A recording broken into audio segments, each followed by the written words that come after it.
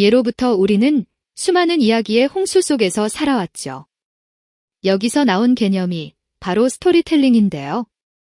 스토리텔링이란 사건이나 지식, 정보 등의 이야기를 문자, 소리, 그림, 영상을 통해 알려주는 행위를 말하며 이는 책뿐만 아니라 영화와 웹툰, 그리고 게임과 굿즈에 이르기까지 다양한 콘텐츠로 활용되고 있습니다.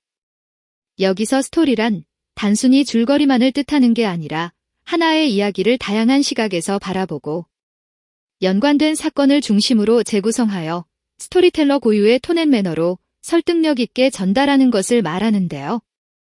이를 통해 사람들에게 공감을 불러일으키고 나아가 그 행동까지 변화시키는 일련의 상호작용이 모두 스토리텔링에 포함되어 있죠.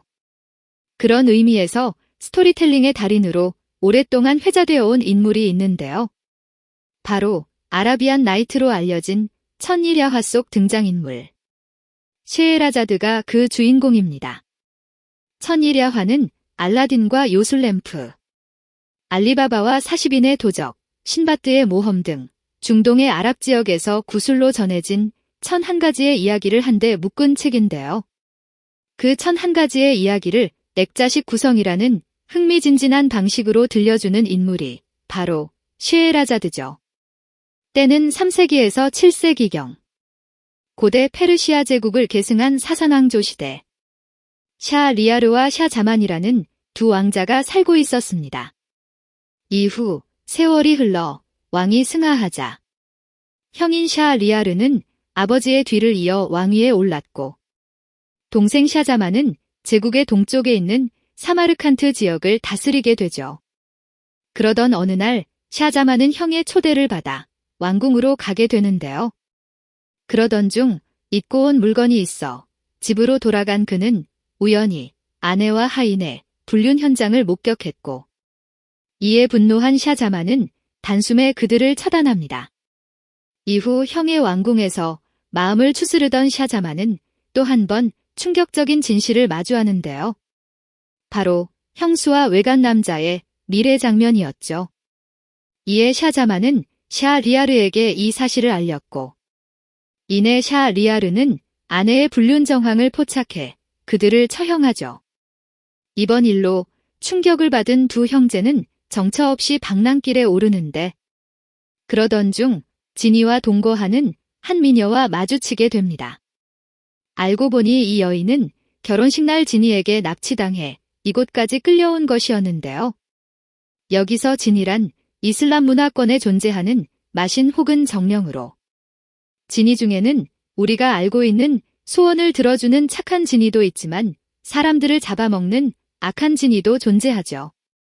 마침 샤 리아르 형제가 만난 지니도 악한 종족 중 하나였는데 그 와중에 미녀는 두 형제에게 자신과 잠자리를 하지 않으면 지니를 깨워 그들을 죽이겠다고 협박합니다.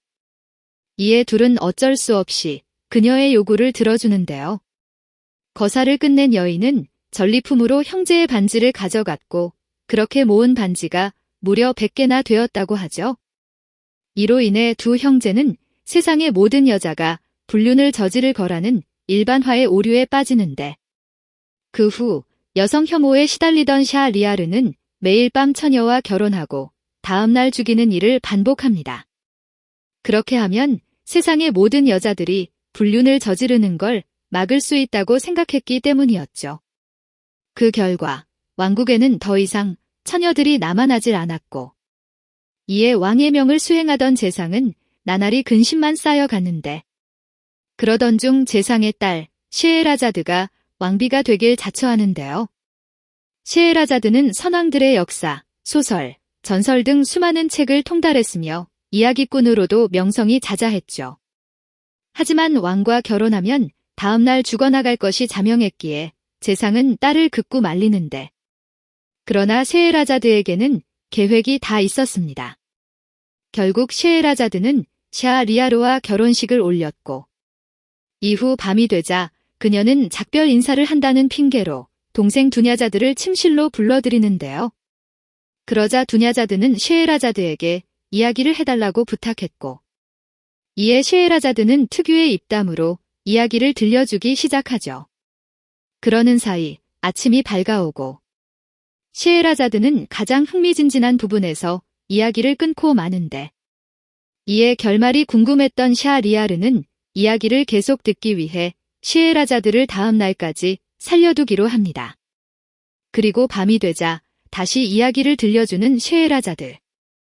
하지만 그녀는 어제 했던 얘기가 아닌 그와 연관된 또 다른 얘기를 들려주는데요. 그렇게 셰에라자드는 이야기를 액자식 구성으로 점점 복잡하게 만들고 날이 밝아오기 전 궁금증을 유발하는 티저 신공으로 왕의 호기심을 자극하는 과정을 무려 1001일 동안 반복하게 됩니다. 그래서 당시 아랍 문화권에서 1001이란 숫자는 끝없는 무한한이란 의미로 쓰였다고 하죠.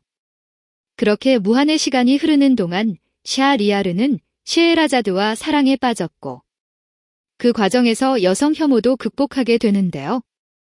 뿐만 아니라 1001야화에 등장하는 솔로몬 왕, 알렉산더 대왕 등 고대 왕들의 지혜와 권선징악의 메시지에 감명받은 샤리아르는 결국 셰에라자드를 죽이는 계획을 포기하고 그녀와 함께 평화롭게 나라를 통치해 나갑니다. 그리고 동생 샤자만은 두냐자드와 눈이 맞으면서 겹사돈을 맺는 해피엔딩으로 이야기는 마무리되죠. 이처럼 1001야화는 사산조 페르시아의 전성기에 해당하는 400여 년의 방대한 시간과 인도에서 중동을 거쳐 북아프리카에 달하는 어마어마한 공간적 배경, 그리고 아랍인을 비롯한 유대인, 기독교인, 조로아스터교인들의 이야기까지 모두 다루는 등 중세 이슬람권의 다양한 면면을 보여준다는 점에서 역사적 가치가 높은 문학자료라 할 수 있는데요.